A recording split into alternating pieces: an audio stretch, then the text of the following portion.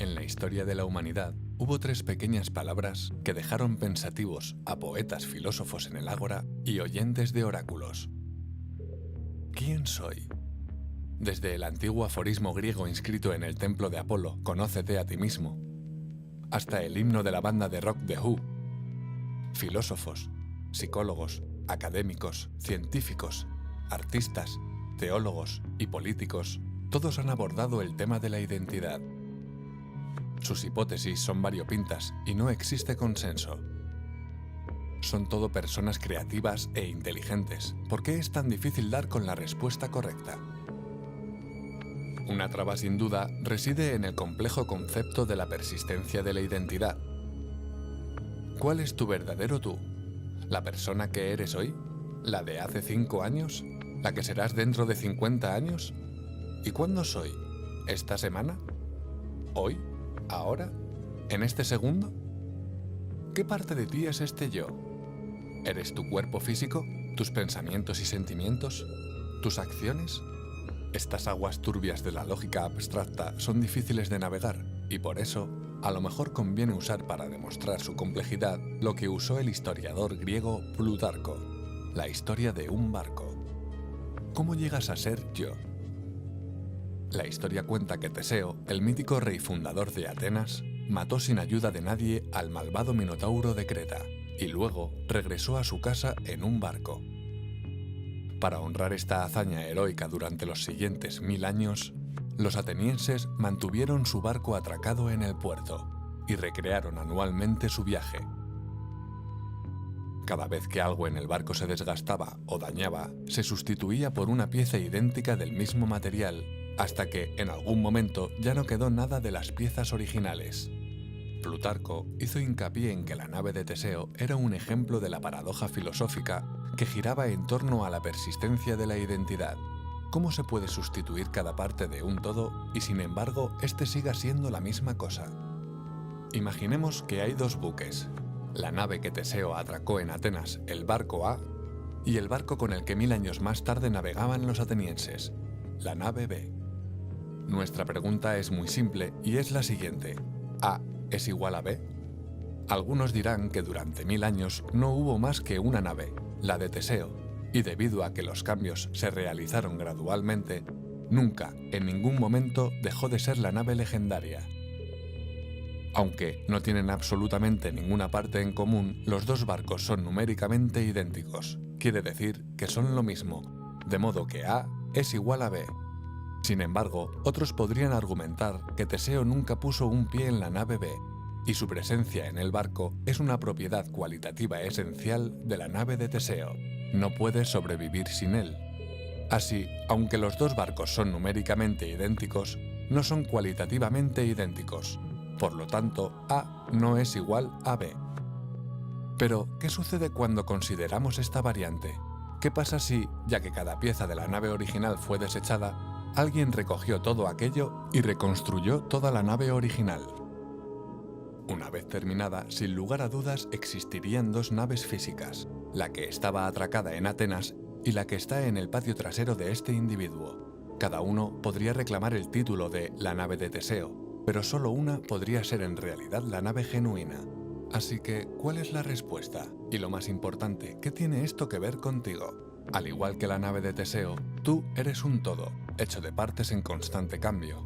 Su cuerpo físico, la mente, las emociones, sus circunstancias e incluso sus peculiaridades están siempre cambiando, pero de una manera increíble y a veces ilógica, mientras tú permaneces el mismo. Esta es una de las razones por las que la pregunta ¿quién soy? Es tan compleja. Y para responderla, como tantas otras grandes mentes que lo intentaron antes, debes estar dispuesto a sumergirte en el mar sin fondo de la paradoja filosófica. O tal vez podrías responder: soy un héroe legendario que viaja en un barco poderoso en un viaje épico.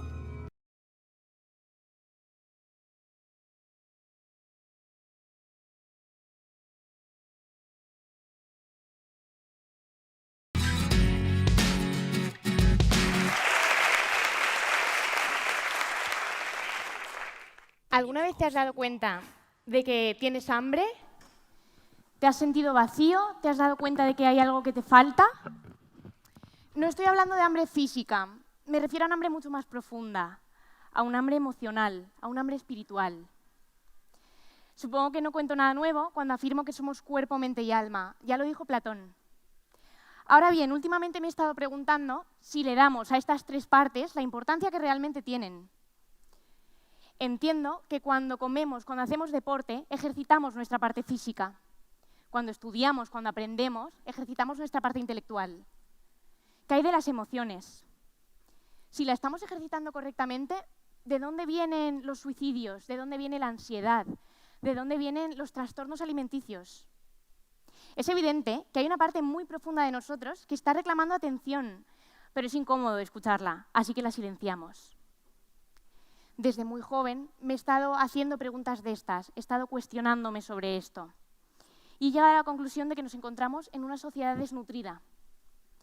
Me impresiona mucho el comportamiento humano, me fascina cómo somos capaces de adaptar determinadas conductas. Sin embargo, me encontré en una etapa de mi vida, cuando era más pequeña, en la que los adultos me imponían lo que tenía que decir, lo que tenía que pensar, hasta lo que tenía que sentir. Me hablaban de emociones como si fueran buenas o malas, cuando al final no son solo eso, emociones. Repito, esto me llevó a pensar que estamos en una cultura desnutrida. La importancia que le estamos dando a las emociones es muy poca. Y he encontrado tres factores que apoyan mi teoría. El primero es la falta de vulnerabilidad. Nos encontramos en una sociedad microondas, de lo instantáneo. Lo queremos todo bueno, barato y, a ser posible, que no implique esfuerzo. Vamos corriendo a todas partes, no tenemos un segundo para estar quietos. Esta tendencia a vivir deprisa nos deja muy poco espacio para la reflexión, nos deja poco espacio para examinarnos, para preguntarnos a dónde vamos, de dónde venimos, qué hacemos. Nos vemos inmersos en el ritmo frenético de la vida, pero nos dejamos envolver por este porque es muy incómodo quedarnos a solas con nosotros mismos. Es incómodo quedarnos en silencio. Decidme, ¿cuánto tiempo destináis al día para apagar el Twitter, para apagar el Facebook, para dejar de enviar correos electrónicos? Y os sentáis a pensar sobre vuestros fallos, sobre vuestros defectos, sobre vuestras causas más profundas. Supongo que es muy incómodo tener que darte cuenta de que hay cosas en tu vida que no funcionan, de que hay carencias, de que hay vacíos. Supongo que es todavía más incómodo tener que pedir ayuda, decirle a los demás que hay partes de mí que no son tan agradables, que no son tan buenas, que no son tan bonitas. Supongo que es todavía más incómodo ser vulnerable, porque lo entendemos como debilidad. Es incómodo ser humano, ¿verdad? El segundo factor que apoya mi teoría es la pérdida de la empatía. Somos seres sociales, creo que es un hecho, vivimos en sociedad. Ahora bien, ¿alguien me puede explicar por qué estamos en una de las sociedades más concentradas de nuestro tiempo, en la que apenas hay espacio para respirar, porque siempre tenemos a alguien alrededor, y nos sentimos más solos que nunca? Yo creo que esto se debe a la superficialidad de las relaciones. Para mí, el ideal de una relación sana implica transparencia, implica un intercambio de cualidades y experiencias que el otro no tiene. Esto enriquece. No obstante, el modo en el que nos relacionamos es opuesto a la vulnerabilidad. Si yo me muestro ante alguien con una careta y recibo esa misma falta de transparencia a cambio, ¿qué beneficio estoy obteniendo? ¿Dónde está el intercambio? ¿Cómo puedo ponerme en los zapatos de una persona que no conozco? Como veréis, la falta de profundidad en las relaciones, la superficialidad, lo único que genera es falta de empatía. Y para mí, vivir en comunidad implica empatía. ¿Dónde está la comunidad? A estos dos factores, se suma uno, y es una identidad no definida. Sé que cuando hablamos de personas, pocas cosas atienden a un patrón fijo. Pero creo que cuando no somos capaces de mostrarnos ante otros como realmente somos, hay algo que falla. Y lo que falla es que tenemos una concepción errónea de nosotros mismos. ¿Cuánta gente tenéis alrededor con auténtica vocación? Desafortunadamente yo tengo muy poca. Esto me dice que cuando no tenemos una identidad definida, nos sentimos perdidos, estamos inseguros. Si no sabes quién eres, ¿cómo sabes a dónde puedes llegar? La consecución de metas, objetivos, sueños, se complica mucho. Sé que estos tres factores pueden sonar desesperanzadores. Para mí es un hecho que estamos en una cultura desnutrida emocionalmente. Yo he estado desnutrida. Yo no me he atrevido a ser vulnerable, no sabía quién era, no he sido empática. Por eso sé que tiene solución. Como jóvenes podemos romper este círculo. Así que me gustaría compartir mi experiencia personal con vosotros. Cuando tenía 13 años, era una adicta a las redes sociales. Estaba constantemente enganchada al Twitter, al Twenty, al Facebook, enviando correos electrónicos, SMS. Cuando no estaba haciendo esto, me encontraba saliendo con gente de mi edad. Y estas salidas tenían una característica muy visible. Es que eran cómodas. Eran cómodas porque no tenía que exponerme. Eran cómodas porque no tenía que hablar de nada profundo. Me dedicaba a pasar el rato, a hablar de superficialidades, a reírme. Funcionaba. Estaba bien por un tiempo. Pero después llegaba a mi casa. Llegaba a la soledad de mi habitación y me encontraba con mis inseguridades, con mis miedos, con aquellas cosas en mi vida que no me gustaban. Y se me caía la careta de Ale sociable y divertida, de Ale feliz. Me daba cuenta de que no era feliz, porque nadie me quería como realmente eran, no me conocían. Esto me llevó a sentirme sola. Tomé una decisión muy poco sabia y que no recomiendo, y fue que me aislé. Estaba muy cansada de tener que llevar una careta de alguien que no era yo, estaba cansada de fingir. Así que decidí que tener relaciones ya no merecía más la pena. Me aislé por completo de la esfera social y por suerte apareció alguien que estuvo dispuesto a romper todos mis muros, todas mis barreras, a conocerme tal y como era. Al final, a la fuerza me dejé conocer.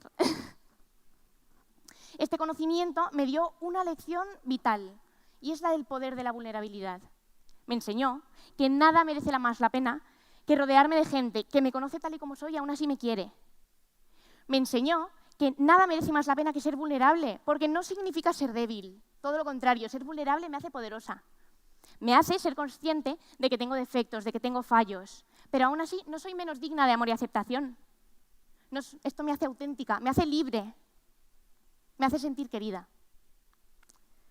Cuando pude identificar todos estos sentimientos, entendí que no merecía más la pena estar sin relacionarme. Solo necesitaba interactuar de otro modo con las personas, esta vez sin caretas. Así que retomé aquellas relaciones que había tenido alguna vez y que no habían sido transparentes y decidí ser auténtica con ellos. Obtuve dos tipos de reacciones. La primera fue un círculo de personas que no estuvieron de acuerdo con mi vulnerabilidad. Les resultaba incómodo hablar de temas profundos, no querían exponerse, a lo mejor se veían confrontados, a lo mejor no veían la vulnerabilidad necesaria, no lo sé. Yo me quedo con la segunda reacción. Fue un grupo de personas que reaccionó conmigo de forma abierta, auténtica. Cuando yo contaba mis problemas, respondían con vulnerabilidad. Ellos también se abrían, me contaban sus luchas. Esto me dio dos lecciones. No estoy sola en el mundo. Cuando yo interactúo, cuando yo soy transparente con otros, recibo lo mismo a cambio. Recibo ese intercambio de cualidades y experiencias del que hablaba antes. Ahora bien, esto obviamente me enriquece. Sin embargo, aunque no estoy sola en el mundo, no soy el centro del universo. Muchas de las personas con las que me relaciono tienen carencias mucho más grandes que las mías. ¿Para qué estás aquí? ¿Para satisfacer solo tus necesidades?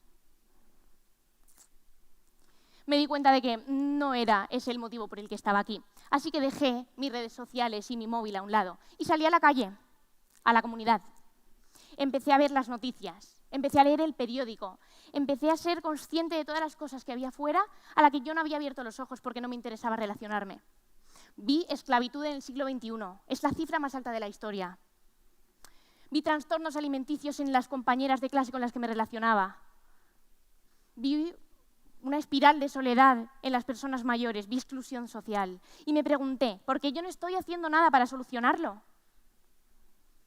Hasta este momento yo no tenía una identidad, no sabía quién era. Pero cuando pude detectar todas estas necesidades, vi que yo estaba aquí para ser respuesta a esa demanda. Así que decidí estudiar trabajo social. Frente a la oposición de muchas personas, yo ya sabía quién era y nada me iba a parar. Había una cultura que estaba desnutrida, yo estaba desnutrida y esto no podía seguir de esa forma. Con mi decisión de estudiar trabajo social, no creo que esta sea la única profesión que sirve para ser un agente de cambio. Lo puedes ser si estudias ciencias políticas, filología, relaciones internacionales. No depende de eso. La idea que quiero rescatar es que cuando sabes quién eres, sabes lo que tienes que hacer. Tengo 18 años. Obviamente yo hoy no tengo los medios para solucionar la esclavitud del siglo XXI de un porrazo. No tengo los medios para desviar el foco de las políticas públicas a los derechos humanos y no al interés. Pero tengo mi palabra y sé que no debo callarme. Muchas gracias.